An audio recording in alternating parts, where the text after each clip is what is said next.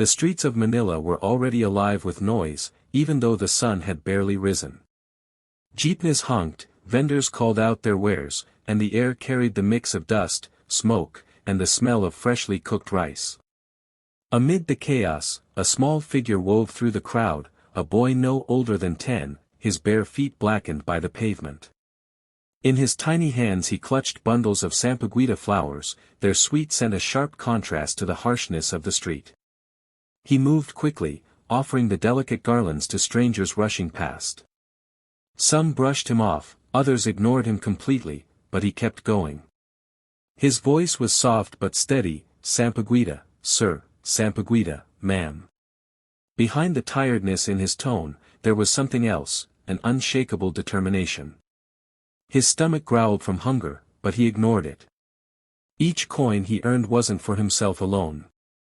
At home, 2 younger siblings waited, their eyes always filled with hope that he would return with something to eat. The boy's face carried a maturity far beyond his years. Every rejection stung, but he refused to give up.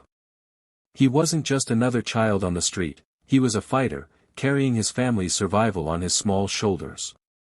His hunger was visible in his thin frame, but his spirit burned brighter than his weariness. In that morning rush of indifferent faces, he stood as a quiet reminder of resilience, of a child who refused to let life's struggles break the hope he still held inside. With only a few coins jingling in his pocket, the boy carefully counted what he had earned that morning. It wasn't much, barely enough to buy a small pack of rice. His lips pressed into a thin line, not out of disappointment, but out of quiet acceptance. He walked to a nearby food stall, handed over his coins, and received a warm bundle wrapped in brown paper. The aroma made his stomach twist painfully, but he pushed the hunger aside. On the way home, he paused at the sight of fried snacks being served to other children. For a moment, his eyes lingered, imagining what it might feel like to eat until he was full. But then he shook his head. That wasn't why he was working. His steps quickened as he thought of his younger siblings waiting inside their small wooden shack. When he arrived, 2 bright faces greeted him. Their eyes lit up at the sight of the rice, and their small hands reached eagerly. Without hesitation, he gave them everything, watching with a smile as they ate hungrily. He didn't take a bite for himself. In that moment, his sacrifice was silent but powerful. No one outside would notice the boy's choice, but it revealed the depth of his love. His hunger remained, yet he felt full in another way. His siblings' happiness was enough to quiet the ache inside. For him, every sacrifice was worth it, as long as his family had hope to hold on to. Outside the old stone church, the boy sat quietly on the steps, his bundle of unsold sampaguita resting in his lap. The day had been long, and his small body ached with exhaustion, but instead of complaining, he bowed his head and whispered a prayer. He didn't ask for toys or even food for himself, only for strength to keep going, for his siblings to stay safe, and for tomorrow to be kinder than today. As he prayed, footsteps approached. A tall man, clearly a foreigner, stopped nearby and watched him for a moment. Curious, the man bought a garland and asked gently, "Why do you keep smiling even when life looks so hard?" The boy looked up, surprised by the question. For a few seconds, he hesitated, unsure how to answer. Then, with a soft voice, he replied, "Because my family needs my hope more than my tears." The man was taken aback by the honesty in those words. This wasn't just a child selling flowers, it was someone carrying a strength far beyond his years. The boy's smile wasn't one of ignorance, but of resilience, born from the love he had for those waiting at home. What seemed like a simple exchange of words lingered in the man's heart. He had come to the church expecting peace and prayer, but instead, he found it in the courage of a child. In that unexpected encounter, something began to shift, an invisible thread connecting 2 very different worlds. The man couldn't shake the boy's words from his mind. Later that evening, he returned with someone from a local foundation.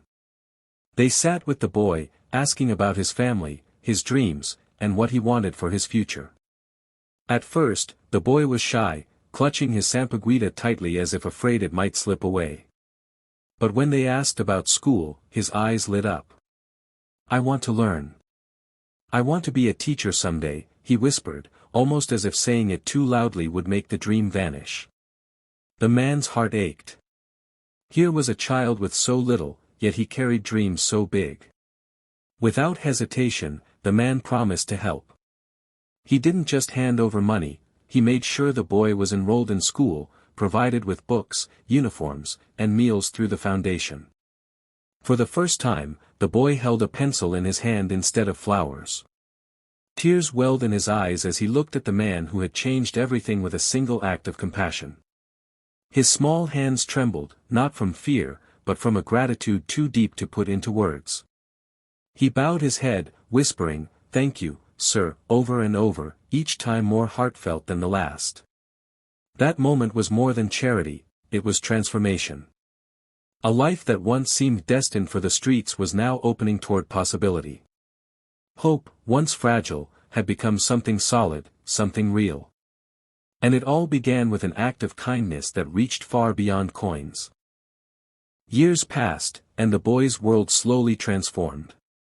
No longer did he wake to the sound of traffic and the weight of unsold flowers in his hands. Instead, he rose each morning to put on a crisp school uniform, his books neatly stacked in a worn but treasured bag. His siblings, once hungry and uncertain, now waved proudly as he walked to class, their laughter echoing with the promise of a brighter tomorrow. One afternoon, he paused at the same church steps where he used to pray with tired eyes and an empty stomach. This time, he wasn't selling Sampaguita. He was carrying notebooks, his face shining with the confidence of a student who dared to dream. He looked up at the sky and smiled, remembering the stranger who had seen more than just a street child, someone who had believed in him when few others had. His journey was far from over, but it no longer felt impossible. Each lesson he studied, each page he turned, was a step away from the struggles of yesterday and a step closer to the life he had once only imagined. The story of one act of compassion had grown into something far greater. It had turned sacrifice into opportunity, despair into hope. And as he walked forward, his heart carried a message for the world. Sometimes the smallest gesture of kindness can change not just a day, but an entire life.